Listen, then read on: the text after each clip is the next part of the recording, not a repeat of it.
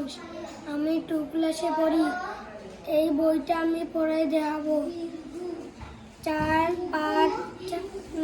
6 5 শাখা। এক ছিল বন।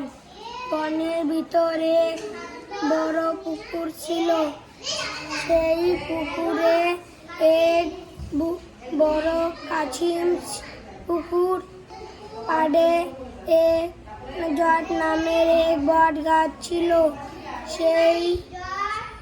সেই গাছে থাকতো এক কাক। গাছটির পুকুরতে থাকতো এক বড়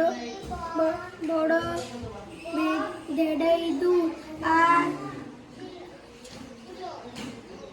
গাছতলায় থাকতো এক চিতা হরিণ। ওরা 4 জন খুব ভেবে ওরা সারাদিন বনে বনে ঘুরে বিকেল আর খাবার খুঁজে পেত।